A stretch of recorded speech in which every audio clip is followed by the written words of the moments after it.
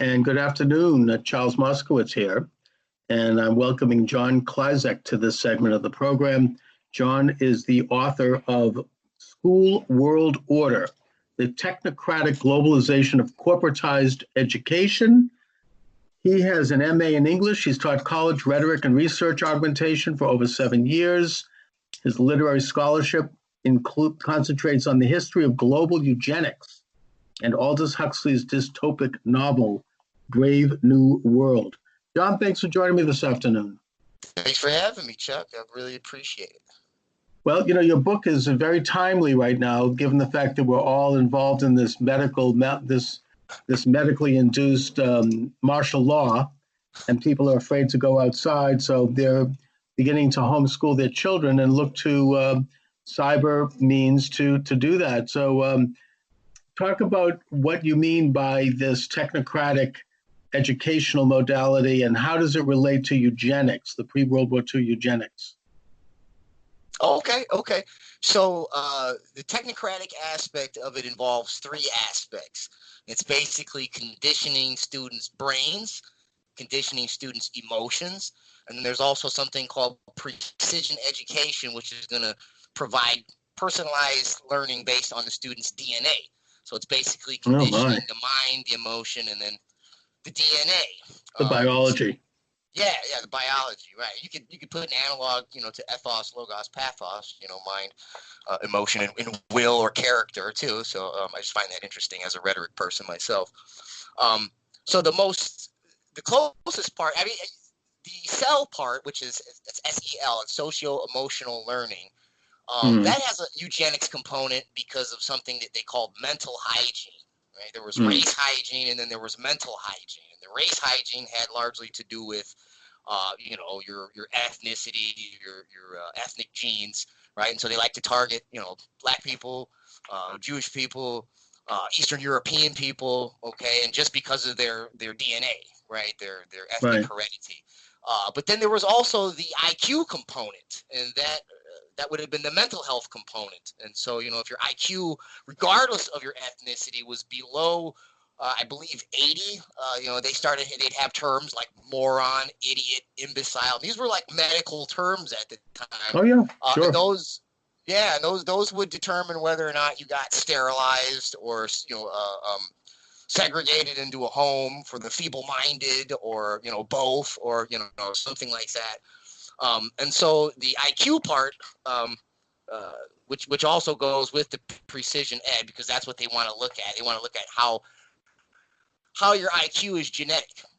And so in that way, it's basically largely based on bell curve stuff. It's and if you look at those statistics, they basically come out of the old eugenics statistics. They're largely based on a lot of data that came from tests they did on people in World War I, the soldiers in World War I, and a lot of that data got picked up by there's a big important book in Germany. It was it's by Irvin Bauer, Eugen Fischer, and Fritz Lenz, and that is Human Heredity, and that kind of became this tome that people like Madison Grant in America picked up and then started to use it to basically industrialize the process, and that became funded by Rockefeller Foundation, and they basically had mass sterilization projects that essentially took a culmination in concentration camp stuff in Nazi Germany and stuff like that. But so they basically are using those same data, those same metrics, and especially when you look at the ethnic components to it, they want to as far as the range of who averages that bell curve, who averages 100 and higher based on their ethnicity. It's the same categories that they had. It's not very different. The only difference now is that they're gonna use artificial intelligence to tell you that their algorithms are much more precise than Mendel's little Punnett squares and those little tree diagrams that they had. That's what they're essentially doing. If you ask me, it's essentially the same stuff with maybe some more sophisticated algorithms. Go ahead. If I could interject, they're further scientizing this bogus pseudoscience that was all the rage and very much out in the open before World War II, when it became unfashionable. And it was very much a part of the so-called progressive movement. Darwin's cousin, Francis Galton, was sort of the founder of modern eugenics, and he worked very closely with Darwin. They believed that different human beings some were more evolved than others, and some groups were more involved than others. And Darwin's son became the head of the International Eugenics Society. And this was all part of the progressive movement right up to World War II. And it was very, coached and wrapped in the cloak of science. It was very much the idea that some people are more evolved than others. It's completely in sync with the theory of evolution. In fact, you make reference to imbeciles and idiots being sent off and sterilized. That was a Supreme Court decision in 1925, Buck versus Bell, written by Supreme Court Chief Justice Oliver Wendell Holmes, which condemned this girl to be sterilized because she was too promiscuous, basically. And these became seen as part of the great progressive move in many states. I mean, you mentioned Davenport and others. These people were funded by the Rockefeller Institute. This was like Margaret Sanger, she talked about useful idiots and useless eaters, and she had as a guest on her newsletter Fritz Rudin, who was a Nazi eugenicist, and they were all celebrating this idea. Of course, it went out of fashion after World War II because of the Nazi Holocaust, but it still was around. You still had Julian Huxley, the head of the UNESCO, the founding head of UNESCO, who was, of course, a cousin to Aldous Huxley, brother, I think, of Aldous Huxley, Brave New World, which you base your book on, who talked about how to bring back, eugenics under a new name. And he developed this idea of, a new religion that would replace all the world's religions, and it would be based on his pseudoscience. They'd leave in place all of the images of the religions of the world. You'd still have the priest and the incense and the marriages and the rituals, but the meaning, the concept, the philosophy would be gradually replaced by this new international evolutionary eugenics. And that's basically what they've been trying to do ever since. Now, what you're talking about is interesting to me because it brings it up to today.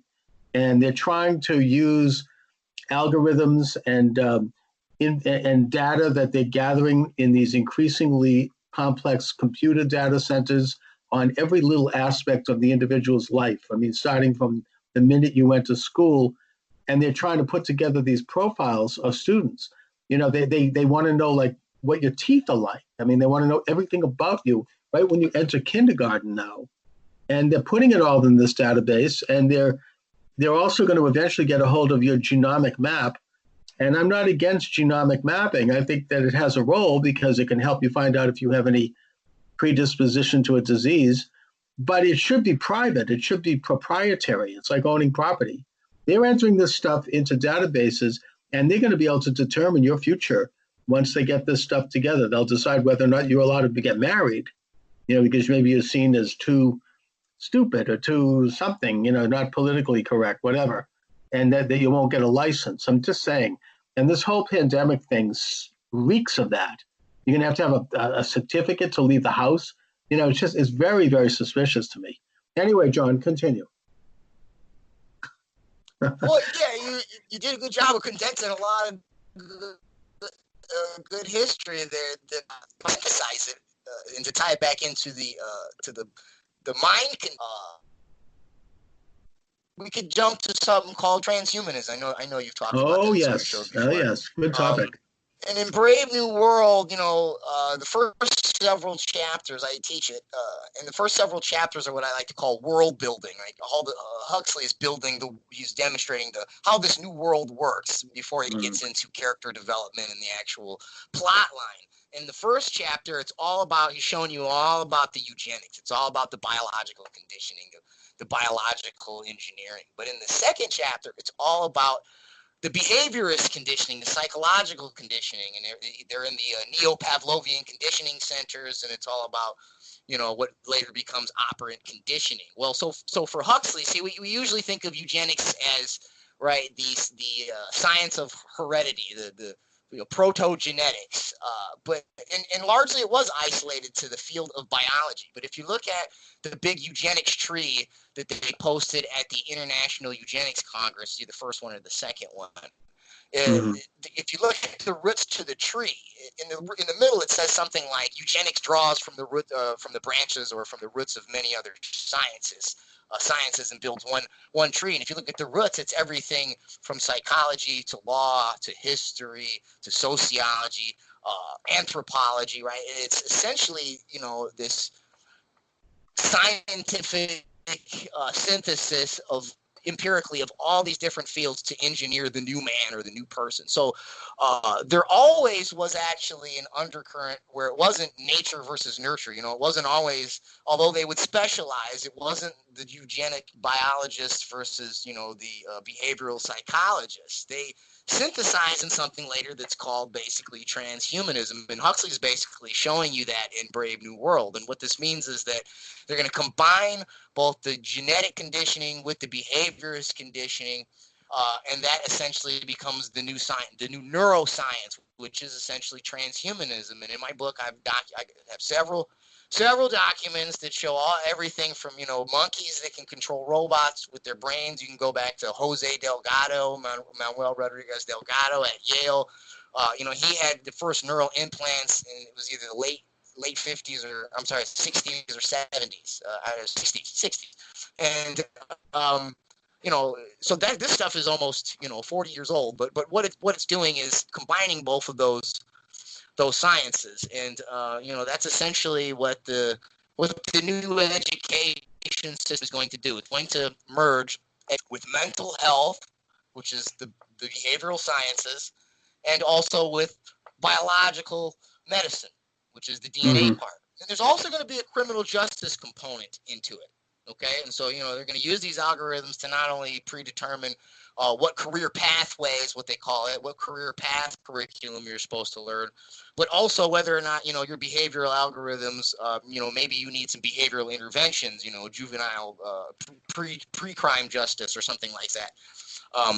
And so all of that's going to get merged into something that we could call a social credit system. And if you look over in China, they're already doing it. It was an ABC report. If you want, to talk about it and to read about it is one thing, but let's just touch on that briefly. China already is implementing this social rating system where every single person who carries a phone has a score. And if you don't have a high score, you don't get any benefits. You got leave. You have it's all rated.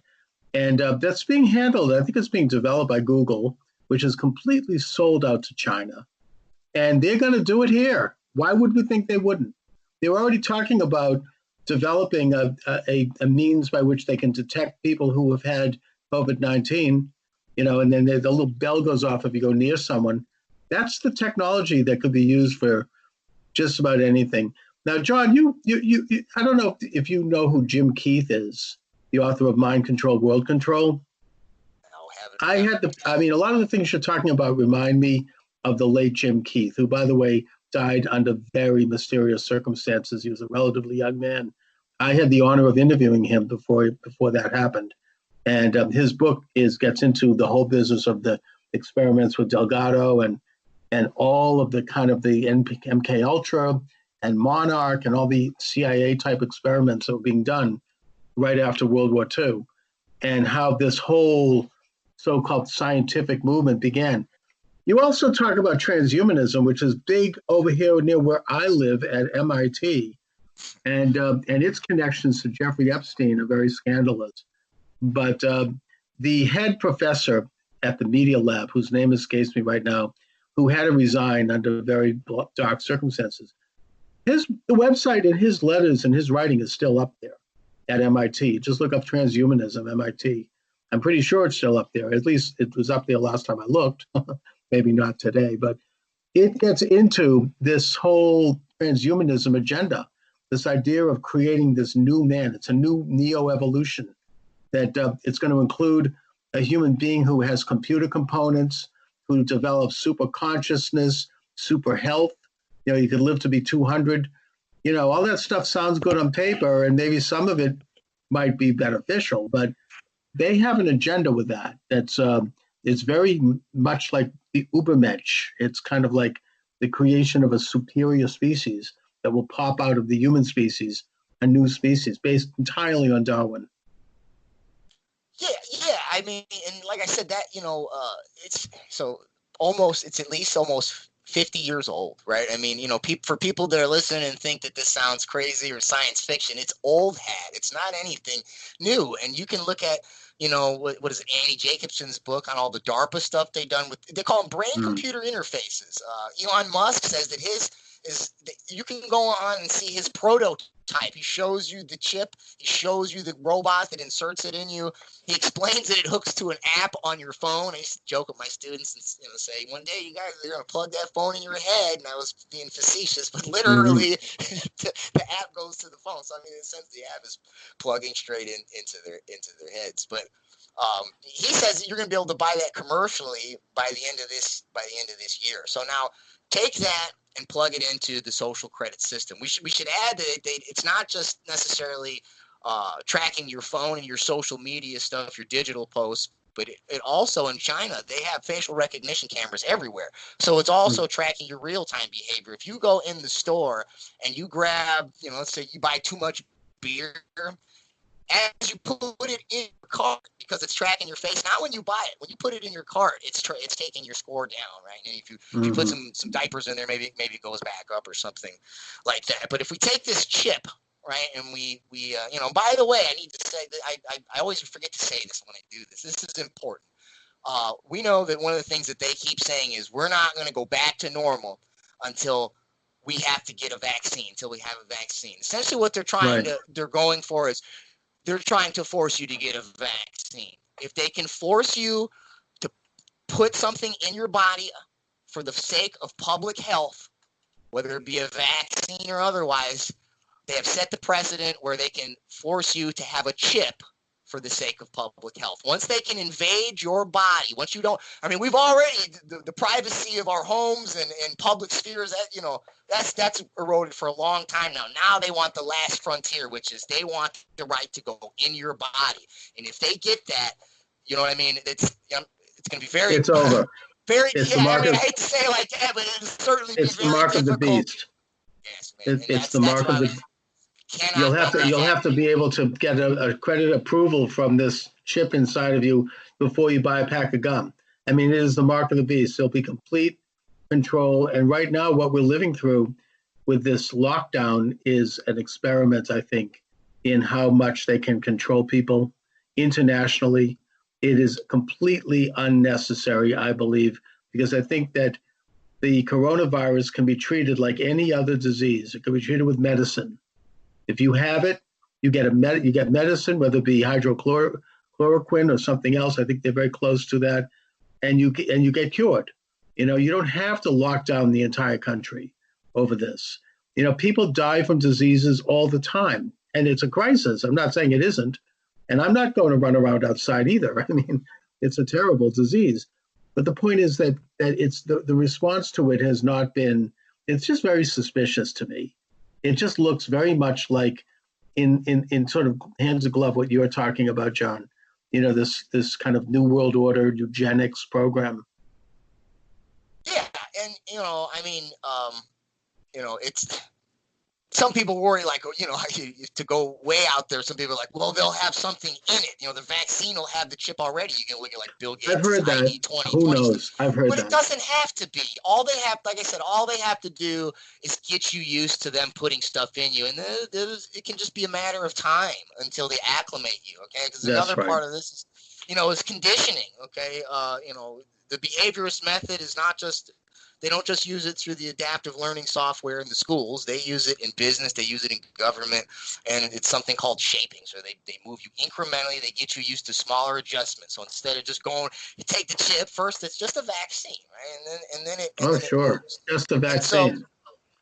And so I just had to toss that because, I think that's, if people haven't thought of that, from a legal perspective, in terms of setting precedent, that has to be acknowledged. And so, back to the social credit thing, if you have a chip, then you're essentially they can triangulate you anywhere all the time, right? I mean, there's no way to, maybe leave your phone at home or, and people did this in China, and then their neighbors would rat them out and things like that. Well, China, I mean, it's interesting also, now that you bring up China, being a communist country, they have a system of like block observers, people who, so-called social workers, who keep an eye on what goes on in their block. The Nazis did this too, where they listen in on conversation, people snitch on their neighbors. And if you have, like, for example, a woman who's pregnant beyond the number of children the government allows her to have, she's going to might get a knock on the door and they'll drag her out and have a forced abortion. I mean, I don't know if that's happening right now, but it probably is. But I'm just saying that this is like complete top to bottom social control over people. And that is with a person, never mind technological, which is now, they don't even need a block manager. They now get these apps that can do it automatically almost. Yeah, and one of the things that one of the more sinister aspects was that Delgado, what he played with was, if you ever, and if you, I have it over here on the shelf, it's physical control of the mind. And he's got pictures in there of when he was practicing on trying to treat mental patients with these very crude electrodes. And, they found that, especially at the amygdala, the limbic system, you could stimulate certain emotions. You could fear, anger, excitement, and things. And what I found was interesting was they would put in there, somebody would be taking notes, and the person would be saying things like, "Don't make me do this." They would get aggressive, and they wouldn't. What was interesting, they learned that they wouldn't lash out at authority. That they would find something else to lash onto, but they would be saying things like, "Don't make me do." They knew that something was, compelling them, and they still had a part of their conscious mind that was separate from that. I think that's interesting. But the point is that, he thought that you could basically control riots, especially he thought inner city people were especially dangerous. He thought you could control, civil unrests, inner city riots and things with a beam that could essentially, hit that spot in your amygdala and either calm you down if you're too excited. And, with the 5G triangulation, what it does is it's going to, they can spot when you look at your GPS, your location now, it's a lot more precise. Okay. And so, if you had a chip or something like that, they could essentially do that, right? I mean, it's basically, they could do the same thing they did in those isolated experiments. If you have to wear Neuralink, Elon Musk's Neuralink, okay, yeah, and believe it or not, is building them as well, and so is Microsoft. You and I and most people right now would completely and utterly reject the idea of having a chip implanted, but just wait. I think we are being conditioned to accept it, and also vaccines are no solution even without a chip. I don't know if they can have a chip in it or not. I have no idea. I doubt it, but whatever. The point is that. I mean, my friend Ian Trottier, the radio host in Miami, was just on with me, and he pointed out that in the 70s, when they had the swine flu epidemic, they developed a vaccine for that, and President Ford backed it. I think he had even one of his children have it. It's okay, it's safe. Thousands of people died from that vaccine. It was a disaster, and even 60 Minutes did a piece on it in 1978. So. A vaccine is not necessarily such a wonderful idea. I'm not against vaccines per se, although I tend to be very careful about that. But you have to approach these things with a great deal of trepidation, especially if they're rushing it into production. Yeah, I mean, I got the polio vaccine and stuff like that. I mean, I don't get the flu vaccine. I don't see the need for it. Neither do I. No, I mean, I've had only the essentials. But I'm not against it per se. Although I think there's some things about it. They don't, some of the stuff they put in there with it is not healthy, like formaldehyde. Well, now they want to fast track them. But at the end of the day, what I am ultimately arguing for is the right to choose what is healthy for my body. And that's right. I mean, the idea of the government telling someone they have to inject something into their body, that should be abhorrent to anybody. I get they might want to encourage it, fine, but to actually force people to have a needle stuck into their arms, no, that's. it defies logic because, I know they use the herd immunity thing, but if it causally does what you say it does, which is protect you from getting it and from spreading it, then all of those people who have it don't have to worry about the people who don't have it, right? And so, that, Right. I mean, I know they try to use this herd immunity argument as the rebuttal to that, but I'm sorry, that doesn't refute the basic. It's a tautology to me. Like either it works or it Hmm. doesn't. If you got it, it does, and if you don't have to worry about it. So, you know, but at the end of the day, what we're talking about is, the right to choose what is healthy for you. And, yes, you should be, mindful of other people and stuff like that. But, you should also be mindful of the people that don't want to be. That works both ways, golden rule, right? So, Yep. Yep. All right. So my guest is John. Let me get back to the subject. John Klyczek is my guest. The book is School World Order. It's available at Amazon.com. It's available at Trine Day Books. So, John, let's get back, as you say, to the subject of education, and just bring us sort of up to date, because I think that the education system, starting really in the 1930s, but really accelerating in the 60s, the cognitive education system, which taught someone how to think on their own, how to be an independent thinker, how to have the basic tools to then be an independent person, it's been replaced largely by behaviorism and by things like look-say reading, which is creating dyslexia and other things in young people, and other modalities that have really damaged young people's brains. I mean, my good friend, the late Dr. Samuel Blumenfeld, wrote about this extensively, and he was one of the fathers of homeschooling. What do you have on that? I mean, what kind of data do you have on the development of so-called progressive education, and what kind of effects has that had on young people who are now adults in many cases? So there's two components we should flush out. There's a philosophical component, and then there's a methodological component. You touched on the methodological component, which is replacing the classical methodology with the stimulus response behavioral psychological method. And actually, it does tie into the look-say methodology, because instead of analyzing the logic of a word based on its phonics and the meanings of its morphemes, root, suffix, prefix, and how those sounds have meaning, how they logically work together, you're basically, with look-say, you try to identify or remember the word like a pictogram or like an ideogram, and then so you basically have one large stimulus that you're supposed to have an immediate definitional response to, as opposed to if you don't have that response, don't have that definition ready to respond to the stimulus, you can look at it and break down the pieces, and then by breaking down those pieces, you can figure out what the word means. Okay, so that has a reflexive component, because the stimulus response method is meant to bypass thinking,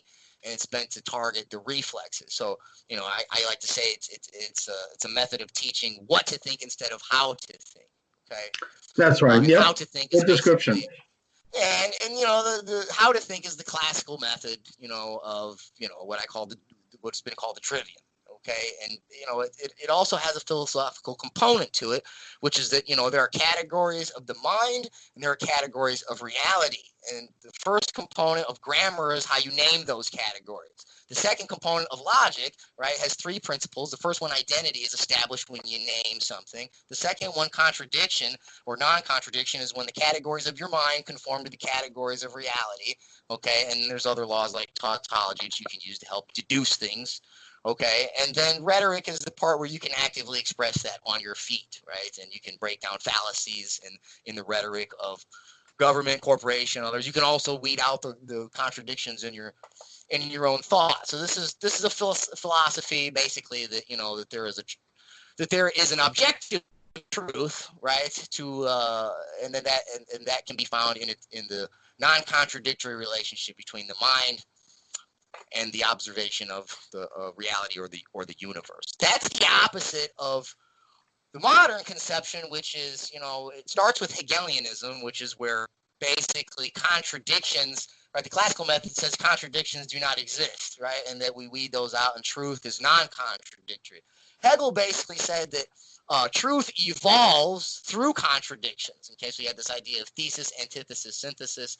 So he thought that the world evolved through ideas. Okay, you have one idea, it's a dominant idea called the thesis. The opposite idea is the antithesis or antithesis. These ideas clash. They come to form a new synthesis, right? And this term evolution is actually his. Darwin's the one that takes it in a biological sense. It's really just him that he starts it in an idealist sense. But one of those premises is that truth, therefore, is evolves in contradiction. There is truth in contradiction. Well, if I can just jump ahead without going through all the historical steps, that culminates in something today that is largely called performance identity. Okay, it's a form of deconstructionism. Okay, and it's this idea that it's essentially the simplest way to say it is everything is relative, everything is subjective. Okay, and so the categories of the mind take primacy.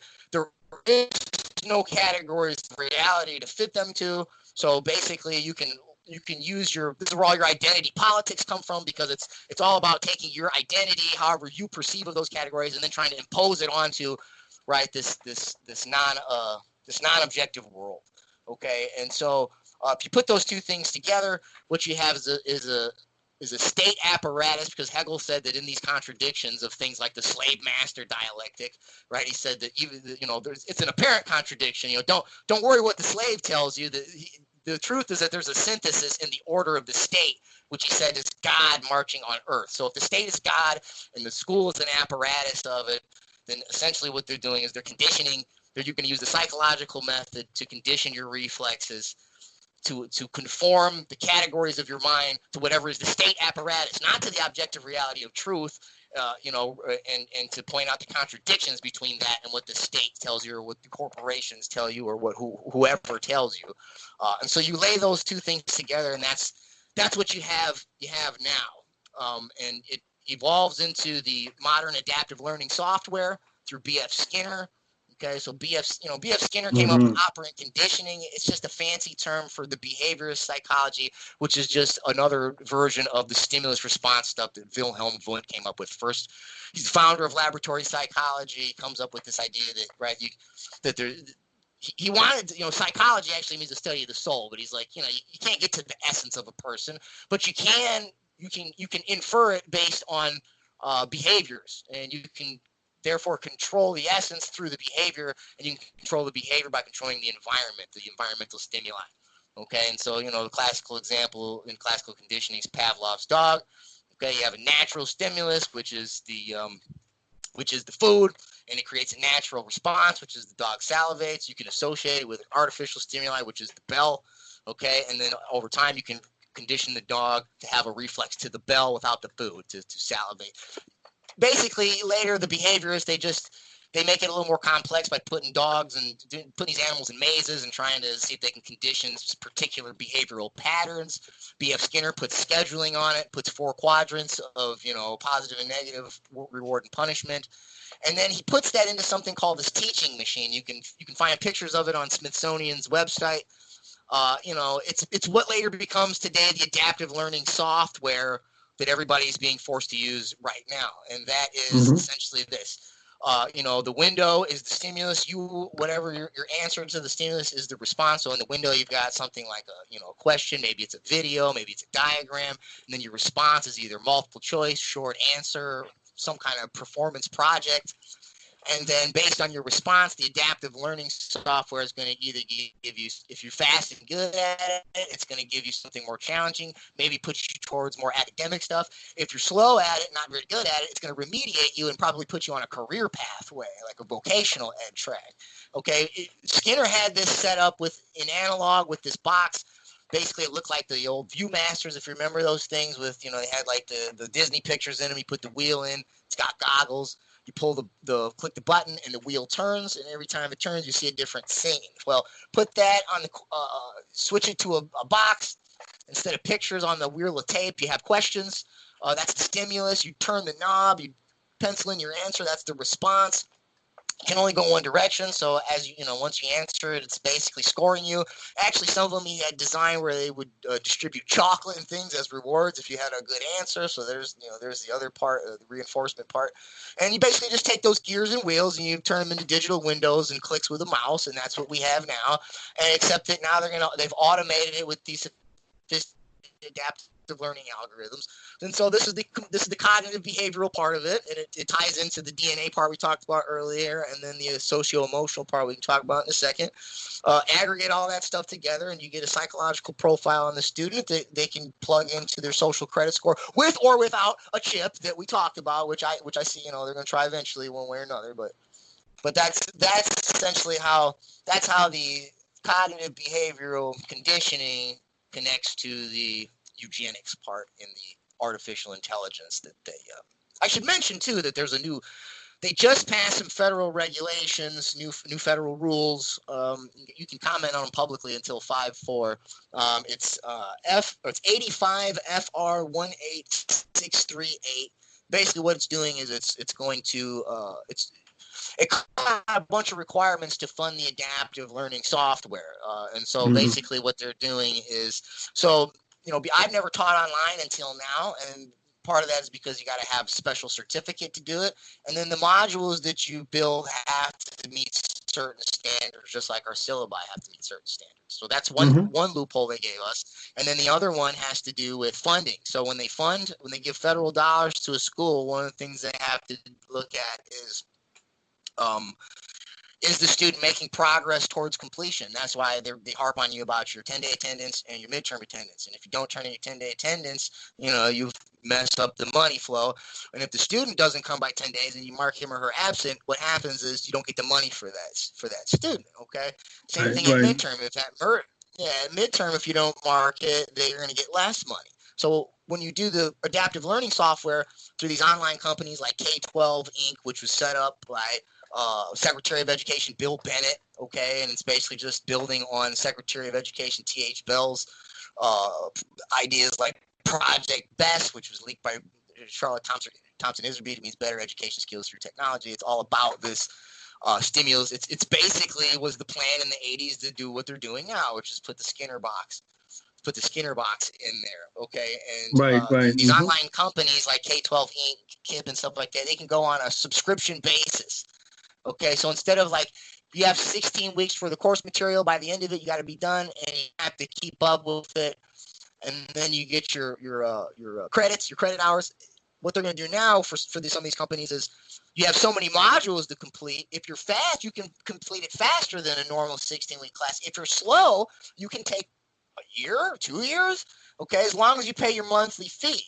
And so they weren't able to get federal dollars before because there was no way to really measure that. And now this bill is going to let them take federal grant money to basically, skirt the what they call active engagement. Yeah, and once they take the federal grant money, there are strings attached to that money.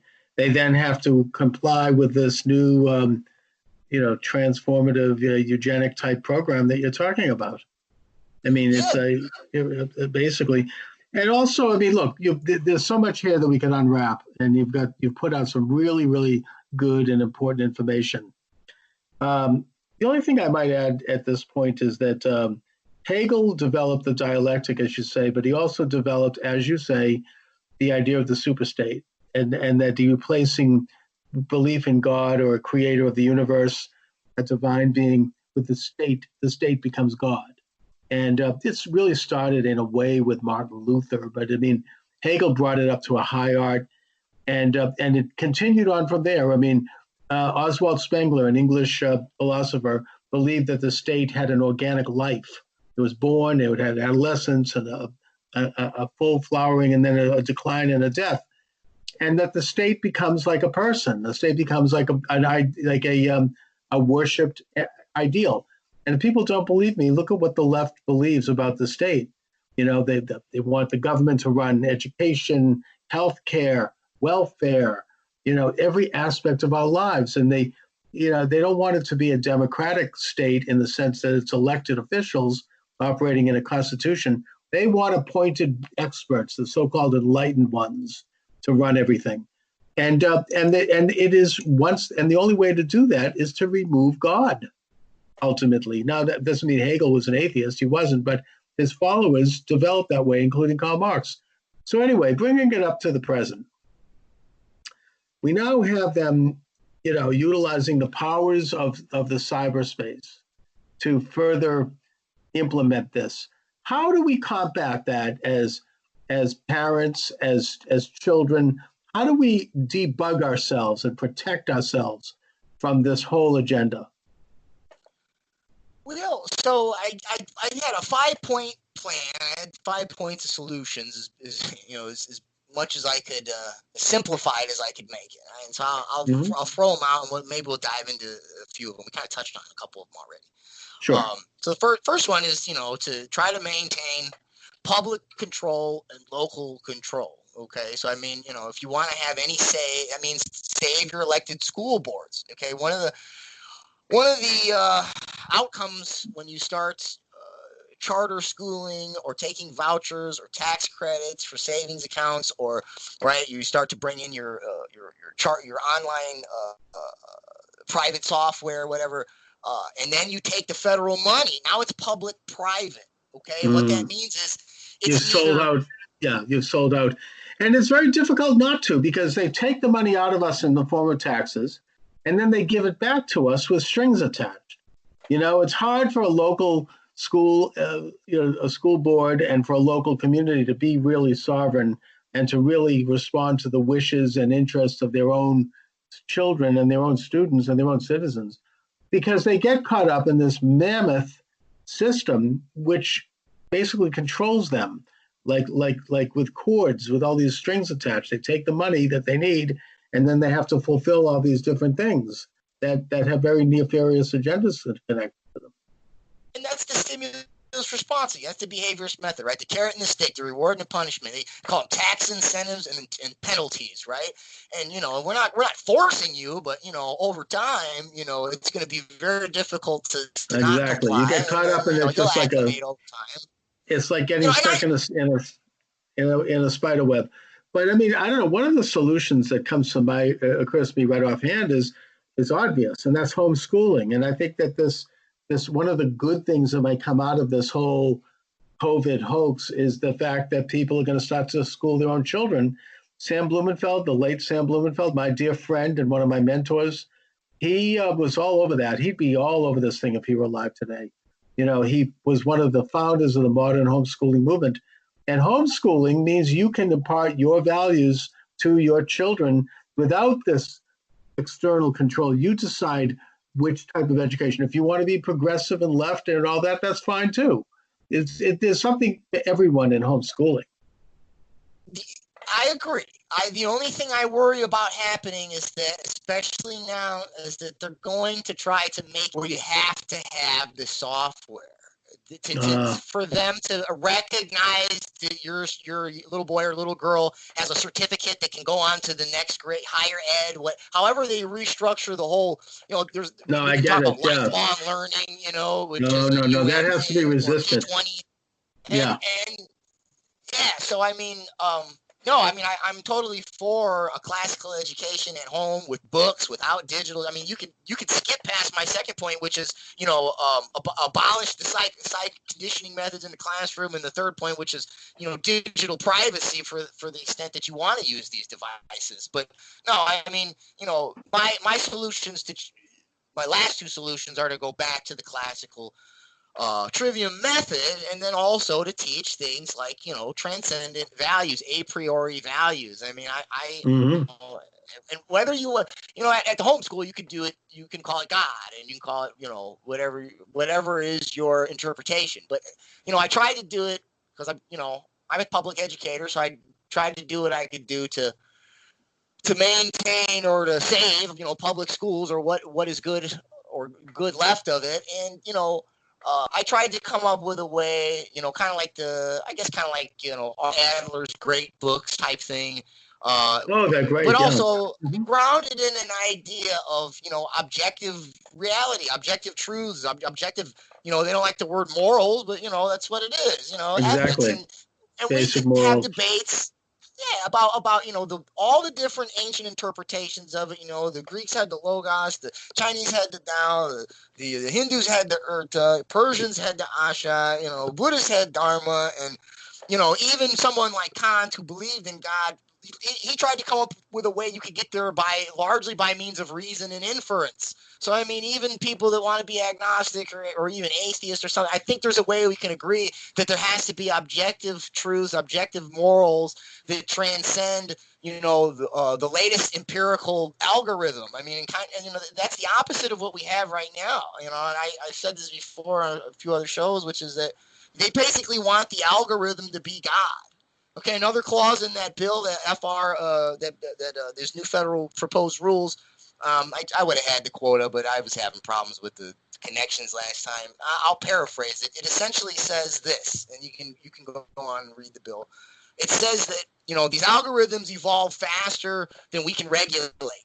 And so we don't want to get in the way of progress. We're not going to sanction schools that move forward with new tech innovations that we have not yet regulated or otherwise, had any oversight on.